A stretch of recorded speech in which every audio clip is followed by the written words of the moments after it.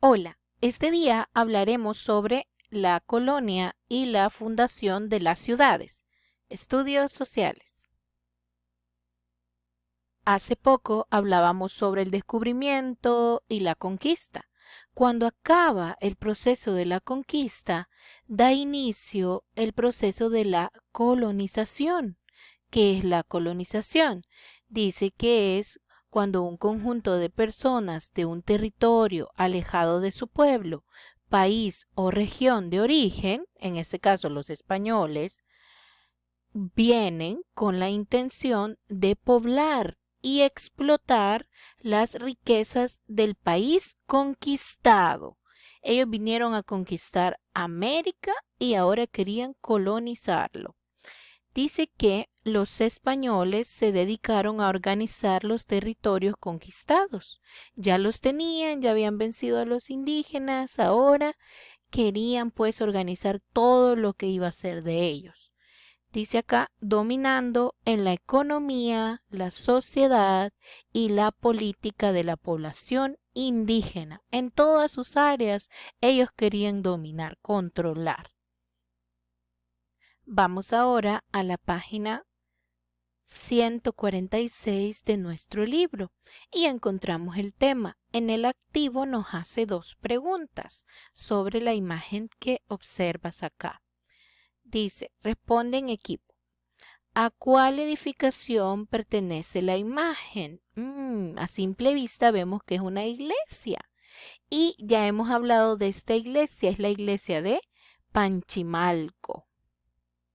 Dice, ¿qué nombre se le da a esta edificación? Bueno, fue construida en el proceso de la colonización. Entonces, todas estas construcciones reciben el nombre de iglesias coloniales.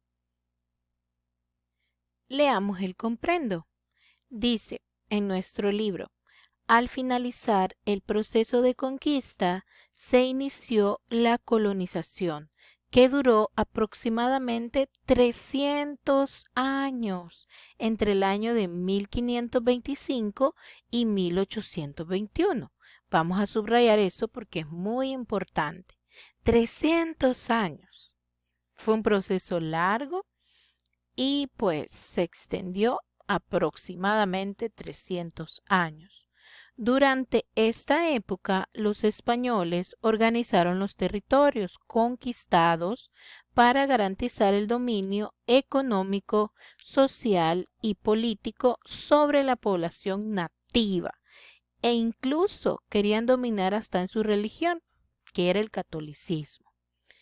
Para ello se crearon dos instituciones, la Casa de Contratación de Sevilla, que dice que controlaba el comercio marítimo, todo lo que se transportaba vía agua, ¿verdad? Vía el mar, entre España y las colonias, y el Consejo de Indias, que asesoraba al rey para administración y manejo de las colonias. Este último, como leemos, fungía un papel súper importante. Era como la organizadora, la parte administrativa. Sigamos. Debido a que el territorio conquistado era muy extenso, se dividió en virreinatos que representaban de forma directa al rey en las tierras conquistadas. Entonces, se podría decir que el rey era como el presidente, el mayor, y los virreinatos eran como los subpresidentes en nuestra época. Uno de los primeros fue el de Nueva España. Su capital era la Ciudad de México. Como les comentaba, era a nivel de América, ¿verdad? Dice, otras instituciones políticas propias de la época colonial fueron la Real Audiencia.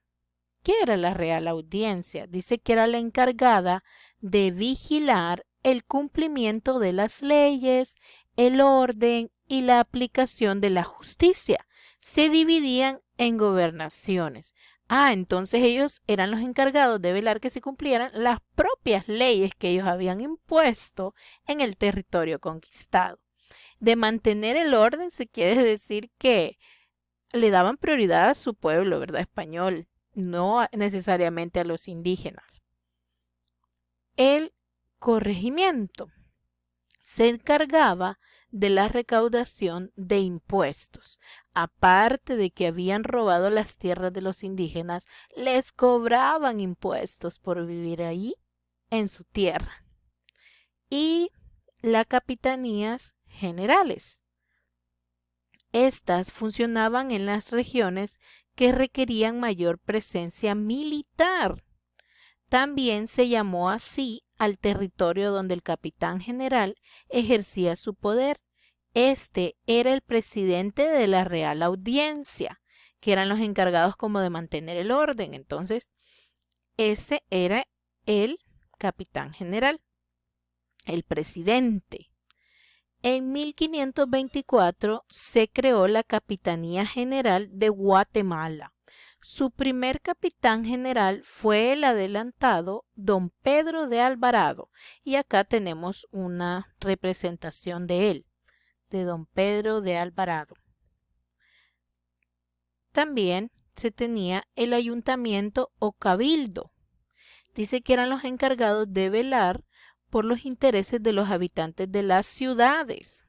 Ya se había dividido como el territorio, ¿verdad?, en ciudades. Entonces, este grupo de personas era el encargado de velar por ellos, por los habitantes que vivían en las distintas ciudades. Estaba integrado por alcaldes, regidores, alférez. ¿Qué es alférez? Dice que el alférez era un rango menor que el teniente, pero tenía las mismas funciones. También era el que cargaba la bandera en los momentos especiales como la infantería, cuando iban todos los militares juntos, él era encargado de alzar la bandera. También en la caballería, cuando montaban sus caballos y recorrían la región, era el encargado de llevar la bandera. También estaban los escribanos. Los escribanos eran los encargados de escribir o copiar a mano documentos o notas importantes sobre, supongo que sobre hechos en ese momento. Ellos eran los escribanos. Vamos a la siguiente información. Leamos. En el aspecto social, la colonia impuso un esquema drástico para la nueva sociedad dominada por los españoles y se dividió en varias clases sociales, ya que no todos eran iguales ante la ley. Entonces veamos el gráfico que se nos muestra. En tu libro se mira mucho mejor. Como puedes ver, es un triángulo y justo arriba se suponía que eran los más importantes y abajo estaban pues aquellos que no valían para ellos y que la ley no defendía. Vamos, en la punta están los peninsulares. ¿Quiénes eran los peninsulares?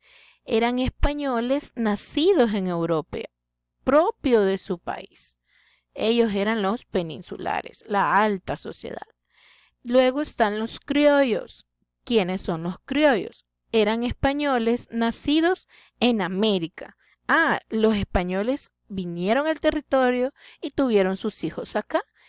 A ellos se llamaban criollos. Luego están los mestizos. Los mestizos eran indígenas mezclados con españoles. Ya los españoles vinieron a la tierra, tuvieron amorías con indígenas y de ahí nacieron hijos que se clasificaban como mestizos. Abajo de los mestizos están los indígenas y sabemos que los indígenas era la población conquistada, a la población que habían arrebatado su territorio, nacida ahí. Y por último estaban los esclavos. ¿Quiénes eran los esclavos? Eran los mulatos, zambos y negros, traídos desde África para ser gobernados. Y eran eso específicamente, esclavos. Les daban los trabajos más duros. Vamos al otro párrafo.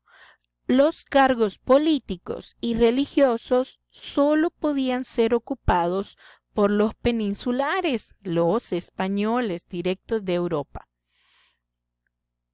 Mientras sus hijos nacidos en América, los criollos, eran los encargados de dirigir las plantaciones agrícolas y la extracción de minerales provenientes de las minas, oro, plata, ¿verdad? Piedras preciosas, entre otros. Otros aspectos relevantes de la colonia fueron, empecemos con la economía. Se basó en el comercio con la corona española y en el pago de tributos e impuestos como la encomienda, la alcabala y los diezmos. ¿Qué es la alcabala? Era como una clase de impuesto que se daba como intercambio. Vaya, yo debo esto, te voy a dar a cambio un terreno o algo que yo tenga. Eso era la alcabala. Vamos a la cultura. Dice que en la cultura predominaron los gustos y costumbres europeos. Claro, ellos vinieron a dominar y querían dejar todo lo de ellos en las tierras conquistadas, que poco a poco se mezclaron con las tradiciones indígenas para iniciar con el mestizaje. Los trajes típicos muestran esa mezcla. Y por último, la fundación de las ciudades. Se fundaron ciudades exclusivas para españoles y sus descendientes. Como que nosotros dijéramos, en San Salvador solo pueden vivir los europeos y acá en Santa Ana los indígenas.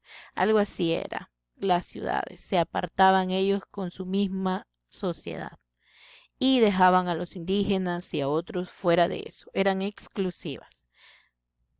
Muy bien, ahora si es necesario vuelve a leer la página 146 y 147 para responder tu página 148 y 149. Que Dios te bendiga.